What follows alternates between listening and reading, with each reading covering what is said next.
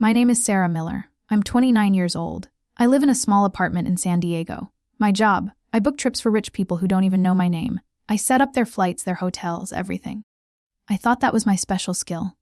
I didn't know it would become the best weapon I had against my own family. The night everything changed, I was sitting at my parents' dinner table in Phoenix. My suitcase was half packed upstairs because I thought we were all going to Paris together in 2 days. My brother was drinking wine like he owned the place. Make sure you're not here when we leave for Paris. It would be weird if you tried to come along. My dad nodded. It's just not your place anymore. I lifted my glass and said, understood. I smiled on the outside. But inside, something broke. And honestly, it felt good. 1 week later, my brother would be standing at the airport counter. His face would go pale when they told him there were no tickets under his name. No reservation. No way on that flight. He would text me in all caps, Fek Ches Nabu, and I would be sitting somewhere else in that same airport, with my own boarding pass, and a reply already typed out. But before I show you what happened at that airport, tell me this. What time is it where you are? Where are you watching from? I want to see how far this family trip disaster is about to travel. I didn't react right away. That's important. If I had yelled or stormed out, it would have just become another story about how Sarah is too sensitive. So instead, I kept smiling. I ate my chicken, and my brain tried to understand what he just said. Not your place anymore. My brother was always good at being mean in a casual way, but this felt different. He sounded like he was kicking me out of my own life. You okay, Sarah? My mom was looking between us. She could tell something was wrong. Fine, just surprised. My brother jumped in. Come on, don't make it weird. This trip has been planned for a long time. It's really for Mom, Dad, and the main group. The main group. Like I had somehow become a stranger in my own family. I thought I was part of the group when I booked all the flights. I kept my voice calm. His eyes flickered for just a second, because that was the part he couldn't say out loud. When Mom and Dad decided to take their dream trip to Paris, they came to me. I found the best prices. I used my points and miles. I set up all the connecting flights. Every confirmation email had my name on top. I was the one who actually paid for the tickets on my card. We appreciate your help with that. You know how confusing that stuff is for us. That's why I thought I was coming. My brother laughed. But there was no happiness in it. Sarah, be serious. You're busy, you live in another state. You've got your little travel job, your own life. We didn't want you to feel like you had to come. Little travel job, I almost laughed. Because if I started, I might not stop. When exactly did you decide I wasn't invited? Before or after I spent 3 nights fixing your seat assignments? My mom looked like she wanted to say something. But my brother talked over her. Don't turn this into drama. You know I've been planning this Paris thing for years. There are expectations. That same word he used 10 years ago. When he convinced my parents I wasn't ready for the summer art program in Paris. The program I had worked so hard to get into. Sarah doesn't handle stress well. She'll just get overwhelmed. The program I turned down after they cried and said it was too risky, too far, too much. That same month, he got his first big internship. Everyone celebrated his bright future. My acceptance letter sat in a drawer. So let me get this straight. I plan the trip, I book the flights, I pay for the tickets, and then at the last second you all decide I'm not welcome. No one said not welcome. My dad said it quickly, looking at my brother. We just thought it might be better this way.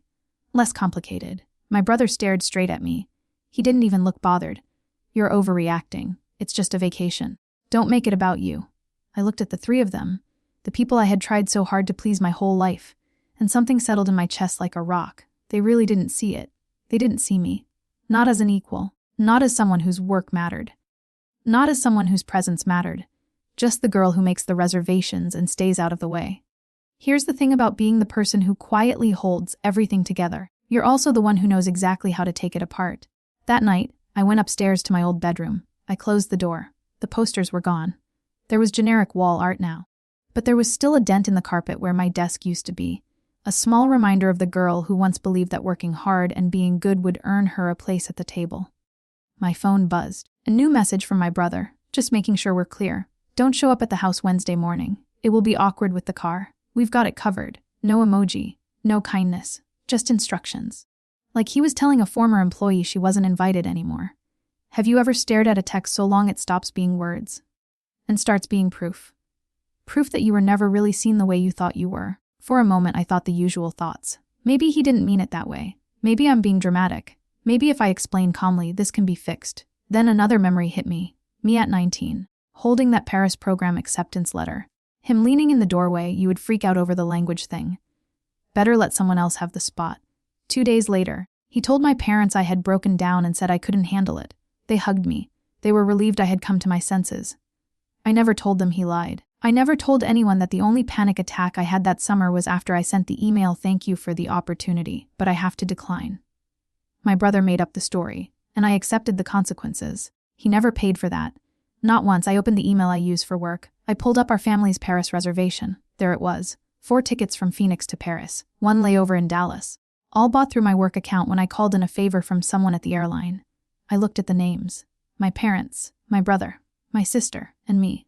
Because when I first booked it, the plan was that we would all go. The idea that they would leave me behind hadn't even seemed possible yet. A wild thought came into my head. I could cancel theirs. I could change everything with a few clicks. Immediately, the guilt hit. That would be extreme, mean, cruel. You would be exactly what they say you are: dramatic, petty, unreasonable. I put my phone down. I paced across the room. My heart was pounding. Then I imagined Wednesday morning. The car pulling away without me. My brother making a joke about extra legroom now that Sarah isn't coming. My parents laughing, relieved there would be no tension. I imagined the airport photos, the Eiffel Tower selfies, the captions about finally living the dream, while I sat at my kitchen table in San Diego, pretending not to care. And then another picture pushed into my head. My brother at the airport check-in desk, realizing his ticket wasn't there. My dad's forehead creasing, my mom clutching her passport. All of them turning to the one person who actually understood how travel worked, and finding out she had stopped playing the role they wrote for her. What would you do if the power to make someone finally feel the consequences sat in your hands? Disguised as a simple button that said modify booking, I didn't touch the reservation that night. Instead, I opened my notes app. I started a list. I called it things I let slide. It was stupid, but I couldn't stop. 1. He told mom and dad I cried over the Paris program when I didn't. 2. He called my first apartment a phase and my job glorified customer service. 3. He told my last boyfriend that dating me was like dating a flight attendant without the cute uniform or free drinks. Then he laughed like it was harmless. 4. Tonight? Make sure you're not around. By the time I got a 12, my jaw hurt from clenching it. I added one more line at the bottom. 13. I never made him feel it. I always took the hit. I lay on my childhood bed. I stared at the ceiling. I listened to the TV downstairs. The host was talking about Paris. There's nothing quite like seeing Paris for the first time. It can change your life. The words felt like a slap in the face. Paris tried to change my life once. My brother stopped it. He didn't get to do that twice. Another buzz. This time it was a group text. My mom had named it Family Paris Thread. Photos popped up. My sister had laid out outfits on her bed. My dad had printed his schedule. My brother sent a selfie with his new suitcase. He was grinning like a kid at Christmas. Underneath he wrote, "Can't wait to get away from the chaos for a bit. Just us." No one corrected him. No one wrote Sarah too. I clicked out of the thread. I opened the booking again. My fingers didn't even shake as much as I expected. Years of training had made this automatic. Check passenger details. Review rules. Check deadlines. We were well within the window for free changes, thanks to the flexible ticket I had chosen for their convenience. The control I had always used to protect them was now very clearly mine. I took a breath. I imagined the different ways this could go. In one timeline, I did nothing. I wished them a good trip. I sent polite texts. I swallowed the embarrassment like I always had. In another timeline, I confronted them. I demanded an apology. I begged them to reconsider. And maybe they added me back at the last second out of guilt. But the power would stay the same. They would be allowing me to come. Not admitting it was my place all along. And then there was the third timeline. The one that made my heartbeat slow instead of race. In that one, I didn't explain, I didn't argue. I simply stopped making their comfort more important than my dignity. I canceled 3 tickets. I kept one. I booked myself on a different flight. Same destination. Same day. Different connection. One that left earlier from a different terminal. Already half paid by my airline credit and work benefits. My phone screen glowed. I heard my brother's voice in my head again. Don't show up Wednesday. It will be awkward. Fine. I wouldn't show up. But I would be gone before they even rolled their suitcases into the airport. Boarding my own flight while they discovered their Paris dream had been quietly destroyed by the person they treated like a replaceable assistant. I hovered over the button. For a moment I thought about being the bigger person. About forgiveness. About what my therapist once said. Revenge doesn't heal you, Sarah. Maybe it didn't. But letting people walk all over you wasn't healing either. So I clicked. First I canceled my brother's ticket. The refund and credits went back to my account. Then my dad's. Then my mom's. The system processed it with a cheerful little spinning icon. Like I had just changed a hotel room. Instead of blowing up the foundation of our family trip. Finally, I changed my own reservation. New connection through Chicago. Earlier departure. Seat upgrade using the miles I had earned booking flights for the same brother who told me not to be at the house. When the confirmation emails landed in my inbox, I stared at them until my eyes blurred. This was it. The line I could never uncross. I locked my phone. I pressed it to my chest. And I whispered into the dark room, "You wanted Paris without me. Let's see how that works out." Wednesday came bright and normal looking. At 7 in the morning, my mom knocked on my door. "Sarah, you awake?" I shoved my second suitcase, already packed for my own flight, farther under the bed with my foot.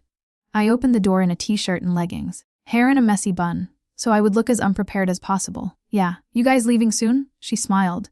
Excitement lit up her face. She looked younger, like the version of her from old vacation photos. "Your brother wants to get to the airport early. You know how he is. Always over-prepared. He already checked us in on his phone and printed backup copies of everything."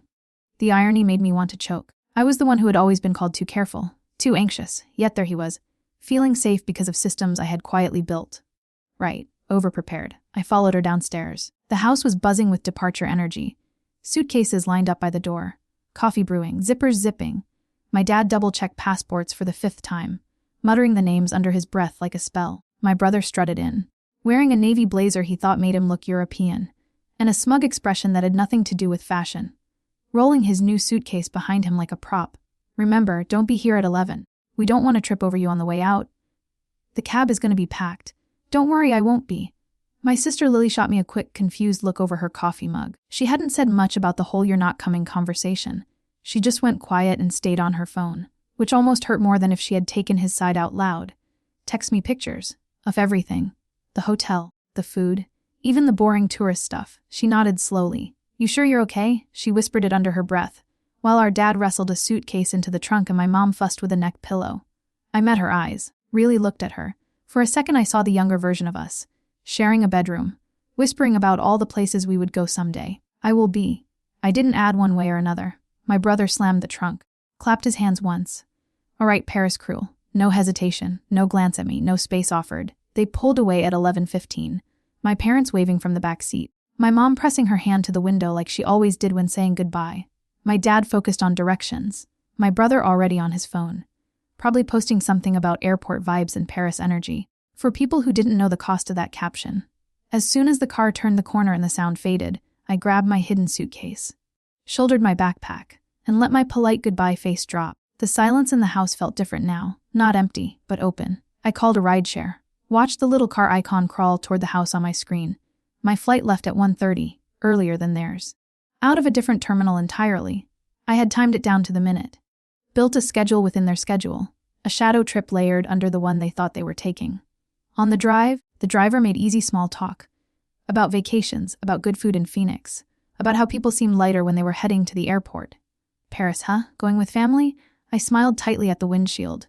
"Not exactly, something like that. At the airport I moved like I had done this 1,000 times. Check-in, security, shoes off, laptop out, move forward, scanner pack, follow the signs. No surprises, no delays." Months of coordinating other people's chaos had trained me for this, and there was something almost calming about doing it for myself. When I reached my gate, I picked a seat with a clear view of the departure screen and my watch, but no view of the main entrance. I didn't want to risk running into them. Not yet, not when everything was still fragile inside me. My phone buzzed at 12:30. A text from Lily. "At the airport. I'm so nervous, lol. Security line is crazy. Wish you were here. This whole thing feels weird without you." For the first time since I had hit cancel, doubt stabbed through me. Hard enough to make me suck in a breath. I typed, "You'll be okay. Take lots of pictures. Promise me you'll try a real croissant, not the hotel one." Then I hesitated and added, "And if anything feels off, step away and text me." I didn't tell her that there was a good chance there would be no hotel croissant. Not today, not on this flight. 10 minutes later, my brother posted on the family thread a photo of what he thought was his boarding pass, cropped artfully with a coffee cup in his watch. The caption said, "Paris, we're coming for you." The screenshot clearly showed the airline logo and the departure time. I zoomed in out of habit, and I saw it. The small word in the corner that made me bite down on a laugh I couldn't let out. Standby. He hadn't noticed the change. He just assumed everything was the same, that the universe and I would keep bending around him. At 12:58, my own boarding group was called over the speakers. People started to stand and gather their bags. My phone lit up with a new message, not in the family thread, just to me. "Sarah, something is wrong. They can't find our reservation. The lady is saying these tickets were canceled. Did you touch something? Fix this." Another came seconds later, the words stacked and sharper. "Fix this now." I looked at the gate agent scanning boarding passes, at the line of people shuffling forward, excited and unaware. at the jet bridge opening like a mouth waiting to swallow them into a different life for a week. Then I pictured the scene at the other terminal. My brother raising his voice, my dad confused and pulling out printed papers that no longer meant anything. My mom apologizing to the agent for the mix-up, like it was a minor problem, and not the direct result of the way they had treated the one person who could have prevented it. Have you ever felt the balance of power in your life shift with one vibration of your phone, and known that this time you were not the one about to scramble and save everyone? I stepped out of the boarding line, walked to the window, like 3 people go ahead of me, while I stared down at the mess of jet bridges and service vehicles on the ground. The overhead announcements blurred into a low hum. My phone buzzed again and again in my hand, messages stacking on top of each other like dominoes that had finally started to fall. From my mom, Sarah, "Did you change something? The agent is saying the booking is linked to your account. She keeps pointing at your name." From my dad, "I'm so embarrassed. They're saying the purchase was refunded to your card. Please call me. We can sort this out." And finally, after what must have been an explosion at the counter, my brother, "You think this is funny? They're telling me someone with your login canceled our flights. Do you have any idea what you've done? I have a client dinner in Paris tomorrow. This is my job. Fix it." I could almost hear his voice in the sharpness of the words. The way he would be leaning forward over the counter, jaw tight, looking for someone to blame who wasn't standing in his shoes. A few months ago, I would have panicked. Without thinking, I would have sprinted to the nearest empty gate, opened my laptop with shaking hands, spent an hour on hold with the airline, trying to save everything, while apologizing for a mistake I pretended was mine. I would have eaten the cost, rebooked them, and let them keep their story that I was lucky to be allowed in the group chat, that I should be grateful to be included at all. Instead, I took a slow breath and felt something strange spread through my chest. Calm, steady, grounding, like I had finally found solid ground after years of feeling like I lived on a trapdoor. My thumb hovered over the keyboard, but I didn't type yet. I owed Lily an explanation before anyone else. Whatever mess was coming, she deserved more than a confused version of the story screamed across a check-in desk. I opened our private thread. "Hey, if they're still at the counter, step aside for a second if you can. Somewhere you can read this without them over your shoulder." A minute passed. That felt like 10. My boarding group continued to inch forward. "Okay, I'm by the bathrooms. What's going on? Everyone is freaking out. They're saying the airline messed up, but the agent looks like she wants to kill us. Mom keeps apologizing. Dad is arguing. Kevin is just demanding they fix it." I stared at my reflection in the glass, at the woman who looked more like a stranger than the main character of her own story, and I realized this was the moment that would decide which role I kept playing. They're not wrong about the account. Everything was booked through me. Every confirmation is in my name. They told me I wasn't welcome. They told me not to be there when the car left. So I made sure I wasn't part of the plan anymore. I canceled their tickets. 3 dots blinked on the screen, then disappeared, blinked again, vanished.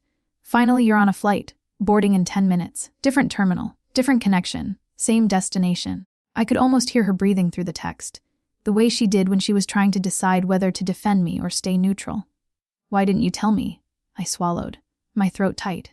"Would you have stopped them?" A long pause. So long I wondered if her phone had died. Then I don't know. Another message came quickly after, the words uneven, like she had deleted a lot before sending. "They were awful to you. I didn't say anything. That's on me. I didn't think you would actually do something like this, Sarah." "Me neither. Until they made it very clear where they thought I belonged." She sent one last text before going quiet. "So what happens now?" I glanced at the time. My boarding group was almost finished. The agent called my number again. More firmly, I typed back, "Now they deal with the consequences of treating me like I was disposable." And I finally see Paris. I hit send, closed our thread, and finally opened my brother's messages. Yes, I canceled the tickets. The refund and credits went back to my card because I paid for them. "You told me I wasn't welcome and not to be there when you left. I honored that. You're not my client. I'm not your assistant. You'll have to make your own arrangements." Within seconds, my phone lit up with an incoming call from him. I declined without hesitation. He called again, declined. A third time, declined.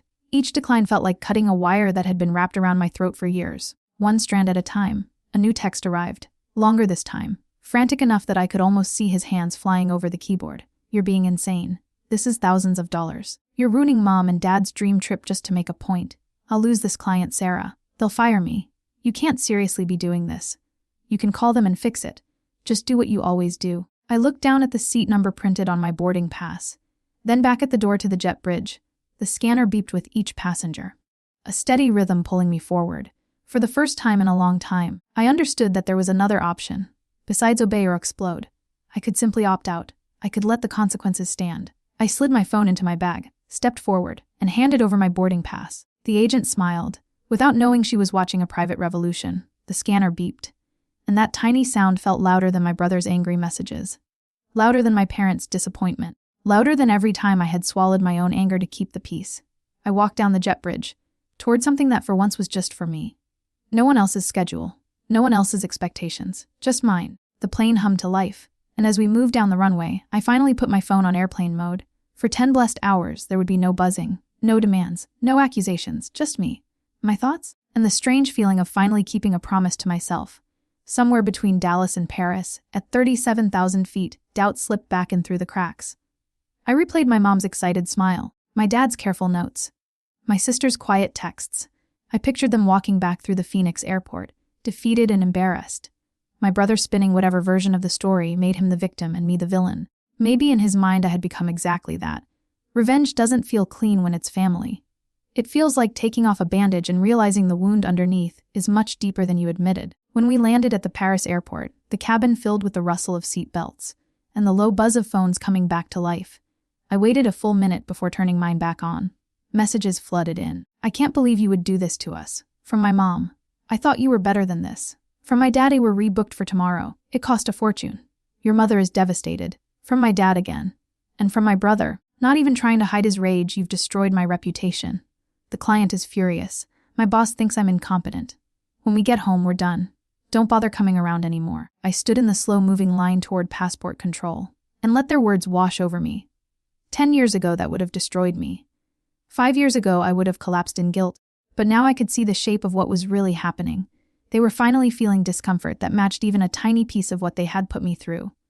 And they hated it. My phone buzzed again. This time it was Lily. "I told them the truth, that you booked everything, that they uninvited you after the fact, that they told you not to be there." Mom cried. Dad just sat there. He didn't defend you, but he didn't defend them either. "Kevin called you crazy. I told him he's been cruel for years. And this was the first time you ever pushed back." Another message, "They're still coming tomorrow." Different route. It cost them almost double. Dad is furious at the airline, but it's not the airline's fault and he knows it. Mom keeps saying we did this.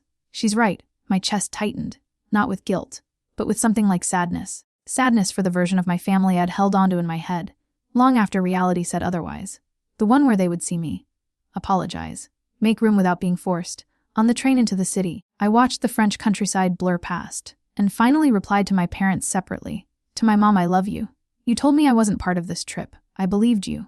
I won't apologize for finally believing you. When you're ready to talk about how we got here, not just what I did, I'll be ready." To my dad, "You've watched him put me down for years. And you called it jokes or tension. I won't go to family events where I'm everyone's punchline.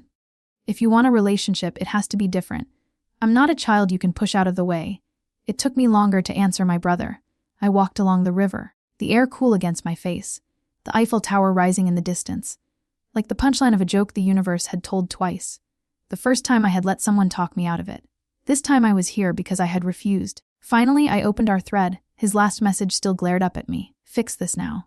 I typed slowly, choosing each word like I was laying down bricks for a new wall. "No, you told me I wasn't welcome. You've made fun of my work, my choices, and my life for years. You turned my opportunities into jokes. This time the consequences reached you. I won't fix that.